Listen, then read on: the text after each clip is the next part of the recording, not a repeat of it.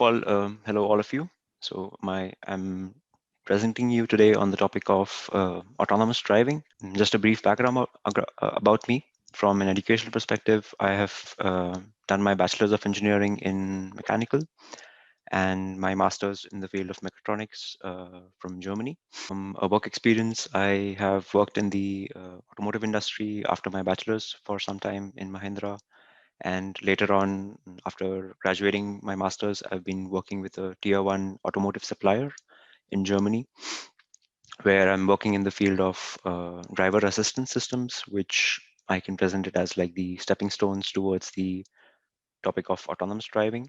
It's been around more than 2 years now that I've been working in this field, and we develop the hardware as well as the software required to deliver different autonomous driving features. So the agenda for today's presentation is I introduce you quickly to the topic and the state of we walk through the state of the art as well as the different architecture of how an autonomous car is actually built up, including which the different hardware components as well as the software stack. And later on, we also have a case study about different ADAS features. That is already some features, some low-level features, which is already present in Europe and as well as in US in the passenger cars already, and also the upcoming features that will be coming in the next couple of years with increasing complexity.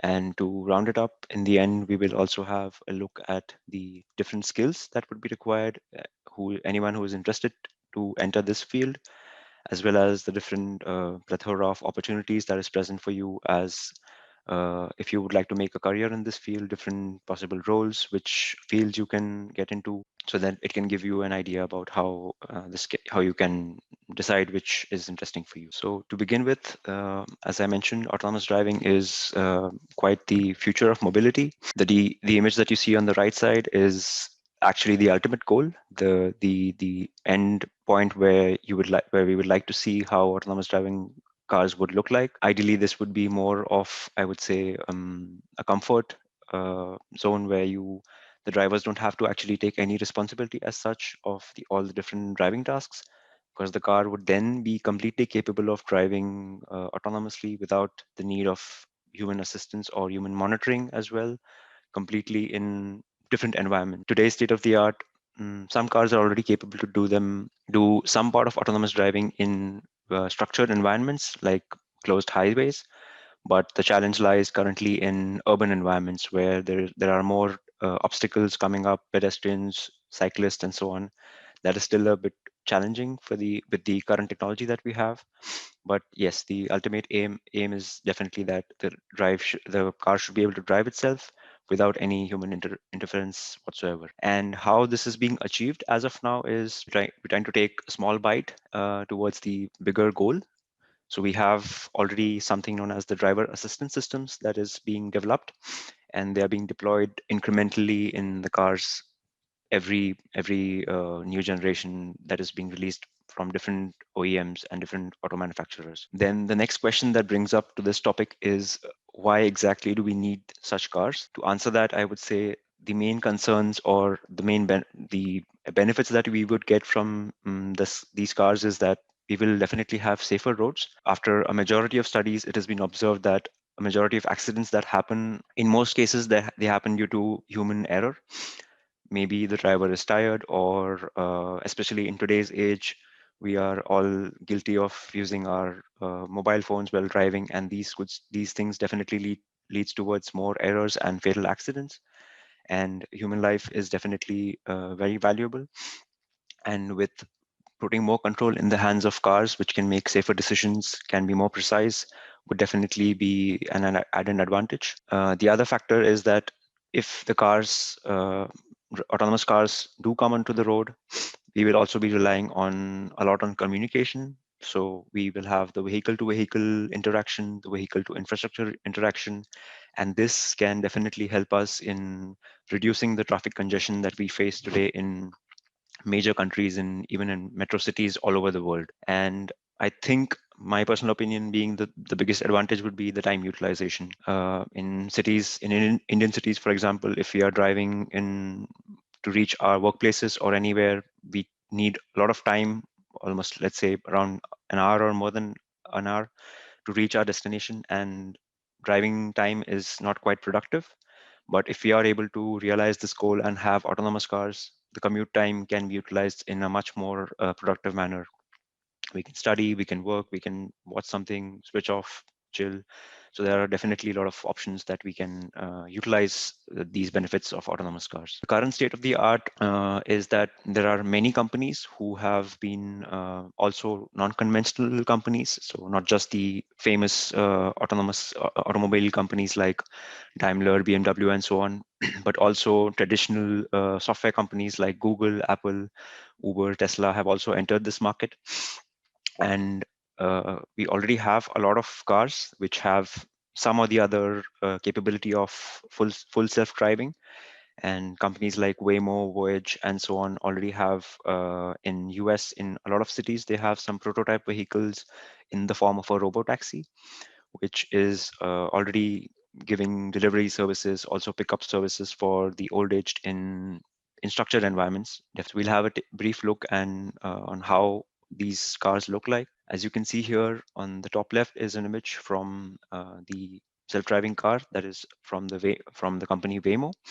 This is actually a self-driving project that started off as a spin-off from Google in way back in 2007, 2009, I guess, which was also a subsequent of the DARPA challenge from Stanford. And recently also another company that I follow is Voyage, which they demonstrate a lot of videos demonstrating some features of complete stop, traffic signs identification, and they are actually able to drive autonomously even in urban environments. So that's quite a leapfrog in terms of the technical capabilities that these cars have. And more cars and more products will just keep pouring into the market very soon. So here I have a short video that can demonstrate how a self-driving car actually works. But there will be a problem with the audio because the audio of the video will not be visible, audible, but I can just make a voiceover when the video is playing. So this is how the self-driving car from Waymo looks like. What you see now is just an image of how the different sensors that is equipped in such a car sees the world around itself. The common sensors that are used in such cars is ranges from cameras, from radars, lidars, and so on. So the image that you see right now is what we call a point cloud. That is the laser beams that are shot into the environment, and the beams that are reflected back from this is helps to see its environment better. When we also have cameras, the cameras give us much more dense information because we need to identify lane lines, we need to identify the traffic signs as well as traffic lights to determine which state the traffic light is in, and accordingly act whether we have to stop or we have to move around. It can also identify different objects around itself and also their velocities using radar and a combination of different sensor fusion. Then it is actually having an environmental model that it can see the entire world around itself in 360 degrees. And using this information, once the environmental model is ready, then the next step is definitely to plan a path, because I need to know where I have to drive now. So as you can see, the green path is a prediction of the path, assuming that I have to make a left turn. So the precise mathematical calculations that is done, and this is given as an input for the different control algorithms which actually affect the final movement. That means controlling the accelerator and brake pedals, as well as commanding the steering wheel angles. So as you can see here, now it is detecting the pedestrians, and also it can stop accordingly. So this is the inside view of a look of an inside car. And here, as you can see, the steering wheel is being controlled autonomously. There's no driver in the driver's seat. But what you can see on the screens behind is definitely how the car actually sees or visualizes the environment around itself. So the idea that we get here is that the look and feel of how an autonomous car works is actually quite similar to how we manually drive, but with the added advantage of a lot of safety and more predictability, also because of enhanced perception capabilities that these cars offer. So having seen what the state of the art today looks like, I would like to now jump into the topic of the definition that the Society of Automotive Engineers has given. So the different levels of driving automation that has been defined ranges from level 0 to level 5. Level 0 means what the normal cars that we have been used to in the previous years, where we are driving and controlling the car completely. And then comes in the different levels, such as level 1, level 2, which is broadly classified as driver assistance features, because these features that fall under the category of level 1 and level 2 is more of an assistance, because they do not take complete control of the car. Level 1 is where, so in driving, when we are driving, we have two types of controls. One is to control the longitudinal motion of the car, that is in the direction of where we are driving, and the second is the lateral control. So that means the steering. So in level 1, we have features like, let's say, lane keeping assistant, where the car is only assisting you in trying to always maintain your car between the two lane lines in which you're driving. Or the other feature could be an adaptive cruise control, where the car is always following and keeping a safe distance to the lead car that is driving in front of us. So these are examples of level 1 features. And the primary difference between level 1 and level 2 is that in level 1, you can either control lateral or longitudinal, but not both of them at the same time. Level 2 is where you are capable of doing both of them together. So we have control over longitudinal as well as lateral. So let's assume you combine both of these two features, an adaptive cruise control and a lane keeping assist, that can be called as a level 2 feature. And this is where the demarcation between driver assistance and automated driving comes in. So up to level 2, whatever features are deployed on the cars are traditionally known as driver assistance features. And level 3 onwards, it is more about automated driving. The reason behind this being that level 3 onwards, we have something called, in technical terms, it's known as an operational design domain. So level 3 is, an example could be driving in traffic conditions.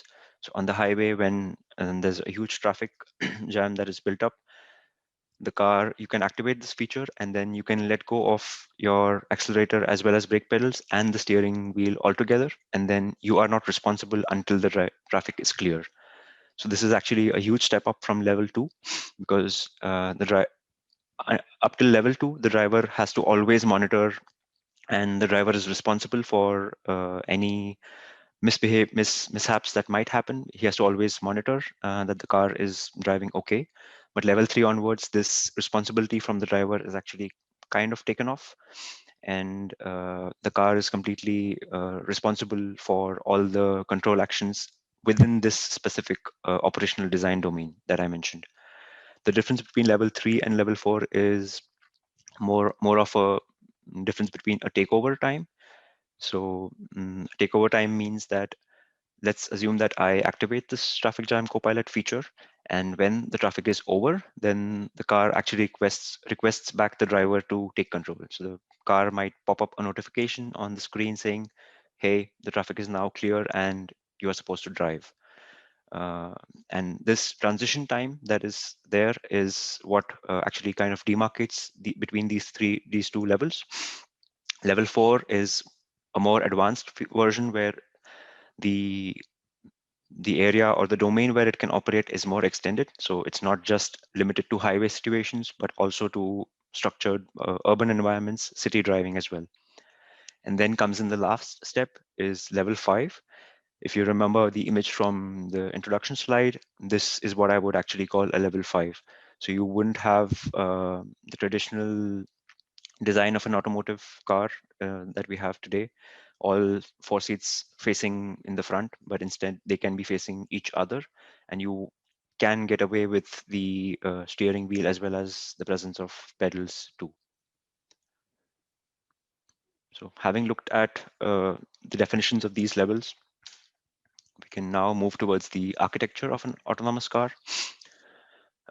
What has drastically changed over the years is the shift from more of a complete mechanical approach that were present in cars in the previous decades to now, these days, the cars is more about electronics and software.